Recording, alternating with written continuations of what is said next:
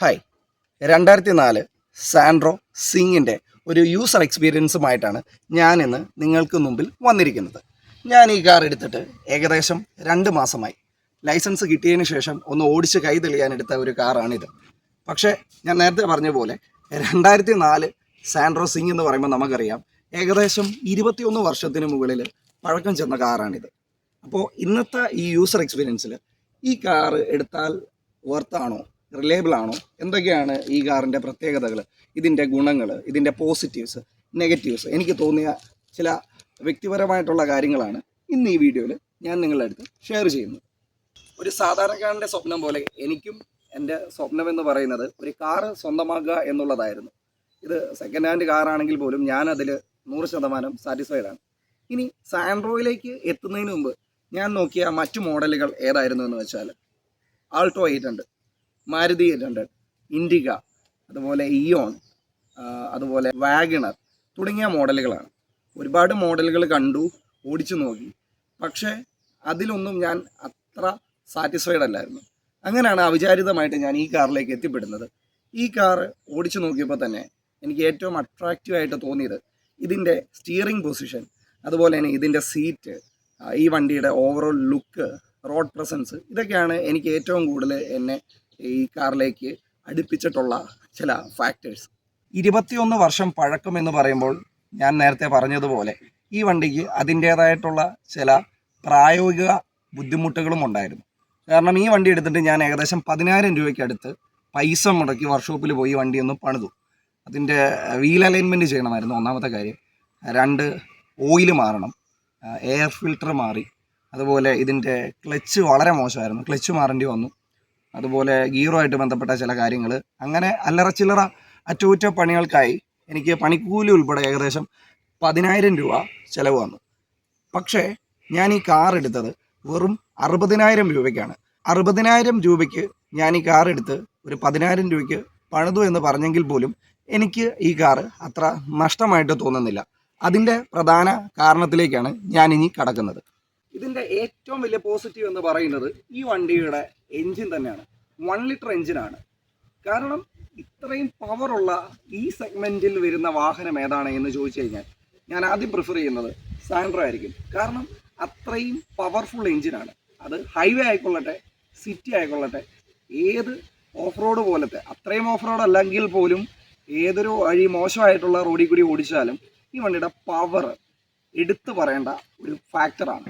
രണ്ടാമതായിട്ട് ഈ വണ്ടിയുടെ ലുക്സ്, ഈ സാൻഡ്രോ സിങ്ങിൻ്റെ ലുക്സ് നിങ്ങളൊന്ന് ശ്രദ്ധിച്ച്, നിങ്ങൾ റോഡിൽ ഇത്രയും പഴക്കം ചെന്ന സാൻഡ്രോ സിങ് പോയാലും അത് അത്രയും വർഷം പഴക്കം പറയില്ല. കാരണം ഈ വണ്ടിയുടെ റോഡ് പ്രസൻസും ലുക്കും അതുപോലെ അട്രാക്റ്റീവാണ്. ഇപ്പോഴും അത്രയും പഴക്കം ചെന്ന വണ്ടിയാണെങ്കിൽ പോലും വളരെ അപ്ഡേറ്റഡ് ആയിട്ടുള്ള ഒരു കാറ് റോട്ടിൽ കൂടി പോകുന്ന അതേ ഫീലാണ് നമുക്ക് സാൻഡ്രോ യൂസ് ചെയ്യുമ്പോൾ, അല്ലെങ്കിൽ സാൻഡ്രോ കാണുമ്പോൾ തന്നെ നമുക്ക് കിട്ടുന്നത്. മറ്റെടുത്ത് പറയേണ്ട കാര്യം എന്താണെന്ന് വെച്ചാൽ ഈ കാറിൻ്റെ ഹാൻഡിലിങ്. കാരണം ഇതിൻ്റെ സ്റ്റിയറിങ്, ഇതൊരു സാധാരണ കാറാണ്, ഇത് പവർ സ്റ്റിയറിംഗ് അല്ല, എങ്കിൽ പോലും നമ്മൾ ഈ വണ്ടിയുടെ ഹാൻഡിലിങ് വളരെ സ്റ്റേബിളാണ്. ഈ വണ്ടി എത്ര സ്പീഡിൽ പോയാലും ഈ വണ്ടിക്ക് ഈ വണ്ടിയുടേതായിട്ടുള്ള സ്റ്റെബിലിറ്റി ഉണ്ട്. വലിയ ഉലച്ചിലോ ആട്ടമോ അങ്ങനെയൊന്നുമില്ല. ഇപ്പം നമ്മൾ കോർണർ വീശി എടുത്താലും, സ്ട്രൈറ്റ് റോഡ് ഏത് റോഡ് എടുത്തെന്ന് പറഞ്ഞാൽ, ഏത് ടെറൈനേ കൂടി യൂസ് ചെയ്യുമെന്ന് പറഞ്ഞാലും വണ്ടി നേരെ നിൽക്കും, വണ്ടി സ്റ്റേബിളാണ്. അത് ഇതിൻ്റെ ഏറ്റവും വലിയൊരു പോസിറ്റീവായിട്ടുള്ള ഘടകമാണ്. അടുത്ത ഈ കാറിൻ്റെ ഏറ്റവും വലിയ പ്രത്യേകതയാണ് സ്പേസ്. കാരണം ഞാൻ നേരത്തെ പറഞ്ഞ പോലെ 60,000 രൂപയ്ക്ക് കിട്ടുന്ന കാറാണ്, അല്ലെങ്കിൽ 60,000 രൂപയ്ക്ക് മേടിച്ച കാറെന്ന നിലയ്ക്ക് 5 പേർക്ക് സുഖമായിട്ട് യാത്ര ചെയ്യാം, ഒരു കുലുക്കവും കൂടാതെ, വളരെ കംഫർട്ടാണ് സാറേ ഈ വണ്ടിയുടെ മെയിൻ എന്ന് പറയുന്ന പോലെ. മറ്റൊരു പ്രത്യേകതയാണ് ഈ കാറിൻ്റെ സ്പേസ്. 4 പേർക്ക്, മൊത്തം 4 പേർക്ക് അല്ലെങ്കിൽ 5 പേർക്ക് വളരെ സുഖമായിട്ട് യാത്ര ചെയ്യാം. പുറകിൽ അത്യാവശ്യം നല്ല ലെഗ് സ്പേസ് ഉണ്ട്, ഹെഡ് റൂം ഉണ്ട്. അതുപോലെ നമ്മൾ മുന്നിലേക്ക് വന്നു കഴിഞ്ഞാൽ 2 വലിപ്പമുള്ള 2 പാസഞ്ചേഴ്സിനും വളരെ സുഖമായിട്ട് യാത്ര ചെയ്യാൻ പറ്റുന്ന ഇൻറ്റീരിയറാണ് സാൻഡ്രോ സിങ്ങിൻ്റേത്. അതുപോലെ ഈ കാറിൻ്റെ ഞാൻ നേരത്തെ പറഞ്ഞ പോലെ ഗ്രൗണ്ട് ക്ലിയറൻസ് നിങ്ങളൊന്ന് നോക്കിക്കേ. ഈ കാറിൻ്റെ ഗ്രൗണ്ട് ക്ലിയറൻസ് ഒരുവിധപ്പെട്ട ഏത് ടെറൈനിൽ കൂടി ഞാൻ നേരത്തെ പറഞ്ഞ പോലെ സുഖമായിട്ട് ഓടിക്കാൻ സാധിക്കും. അതെല്ലാം ഈ ഒരു കാറ്, ഇതൊരു ശരിക്കും പറഞ്ഞാൽ ഇതൊരു ബഡ്ജറ്റ് കാറാണ്. അപ്പോൾ ഈ ഒരു പ്രൈസ് റേഞ്ചിൽ അല്ലെങ്കിൽ ഈ ഒരു ബഡ്ജറ്റിൽ നമുക്ക് ഒരു ഫാമിലിക്ക് കൊള്ളാവുന്ന എല്ലാ രീതിയിലും പോകാൻ അല്ലെങ്കിൽ സുഖമായിട്ട് യാത്ര ചെയ്യാൻ പറ്റുന്ന ഒരു കാറാണ് സാൻഡ്രോ സിംഗ്. അതുപോലെ തന്നെ ഈ കാറിൻ്റെ ബിൽറ്റ് ക്വാളിറ്റി നിങ്ങളൊന്ന് നോക്കിക്കേ. ഇതിൽ യൂസ് ചെയ്തിരിക്കുന്ന പ്ലാസ്റ്റിക് വളരെ ക്വാളിറ്റി ഉള്ളതാണ്. ഇത്രയും വർഷം പഴക്കം ഉണ്ടായിട്ട് പോലും ഇതിൽ യൂസ് ചെയ്തിരിക്കുന്ന പ്ലാസ്റ്റിക് ആണെങ്കിലും മറ്റ് എല്ലാ മെറ്റീരിയൽസ് ആണെങ്കിലും വളരെ ക്വാളിറ്റിയിലാണ് ഈ ഹുണ്ടായി എന്ന് പറയുന്ന കമ്പനി ചെയ്തിട്ടുള്ളത്. അതുകൊണ്ട് തന്നെ ഈ വണ്ടി തികച്ചും റിലയബിൾ ആണ്. ഇനി ഈ വണ്ടിയുടെ നെഗറ്റീവ്, സാൻഡ്രോ സിംഗിൻ്റെ നെഗറ്റീവ് എന്താണെന്ന് എന്ന് ചോദിച്ചു കഴിഞ്ഞാൽ, ഈ കാർ യൂസ് ചെയ്യുന്ന എല്ലാവരും ഒരേ സ്വരത്തിൽ പറയുന്ന ഒരൊറ്റ കാര്യമേ ഉള്ളൂ, ഈ വണ്ടിയുടെ മൈലേജ്. എനിക്ക് ആദ്യം എടുത്ത സമയത്ത് വെറും 10 കിലോമീറ്റർ ആയിരുന്നു മൈലേജ് കിട്ടിക്കൊണ്ടിരുന്നത്. അപ്പോൾ ഞാനത് വണ്ടി ഏകദേശം ഓടിച്ച് പഠിക്കുന്ന ഒരു സമയമായിരുന്നു. അതിനുശേഷം ഞാൻ വണ്ടി ഏകദേശം ഒന്ന് ഓടിച്ച് കൈ തെളിഞ്ഞ് നോക്കി.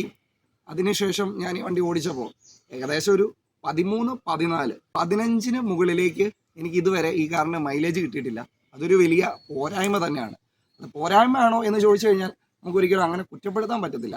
താരതമ്യേന ഈ സെഗ്മെൻറ്റിൽ വരുന്ന മറ്റേത് വാഹനങ്ങളെ അപേക്ഷിച്ച് നോക്കിയാലും ഇതിന് മൈലേജ് കുറവാണ്. രണ്ട്, ചില സമയത്ത് ഹീറ്റിംഗ് ഇഷ്യൂസ് കാണിക്കുന്നുണ്ട്. അതൊരു പക്ഷേ നമ്മളുടെ ഓടിയതിൻ്റെ ആയിരിക്കാം, അല്ലെങ്കിൽ ഗിയർ മാറുന്നതിൻ്റെ ആയിരിക്കാം, അങ്ങനെ എന്തെങ്കിലും മറ്റ് പ്രശ്നങ്ങളായിരിക്കാം. ബാക്കിയുള്ള പ്രശ്നം എന്തൊക്കെയാണ് എന്ന് വെച്ച് കഴിഞ്ഞാൽ കാര്യമായിട്ടുള്ള പ്രശ്നങ്ങളൊന്നുമില്ല.